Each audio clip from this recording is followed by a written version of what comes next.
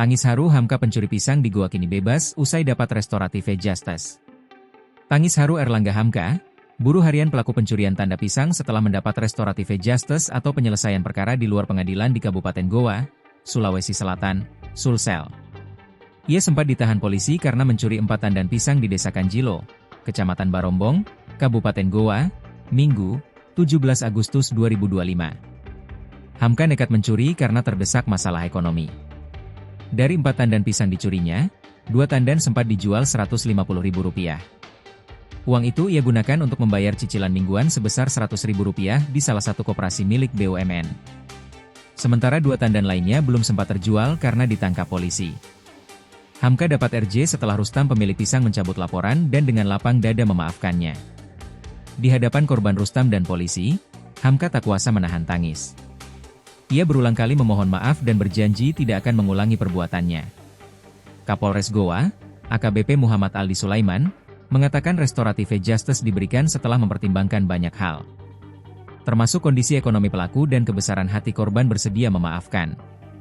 Menurutnya, penyelesaian seperti ini bukan berarti membenarkan pencurian, melainkan langkah kemanusiaan yang tetap memberi efek jera, sekaligus menjaga hubungan sosial di masyarakat.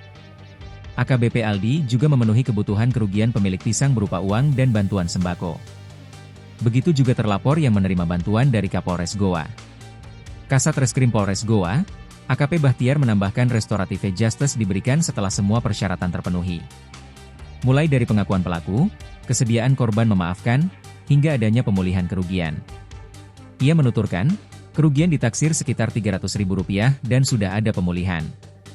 Ia menegaskan, meskipun Hamka telah dibebaskan, aparat kepolisian tetap akan monitoring terhadap perilakunya di kemudian hari. Sementara itu, Hamka mengakui perbuatannya murni karena desakan kebutuhan ekonomi. Sebagai buruh harian, penghasilannya hanya cukup untuk kebutuhan sehari-hari. Sementara ia masih menanggung utang di koperasi dan sang istri tengah hamil. Hamka menceritakan, uang hasil jual pisang itu untuk bayar cicilan.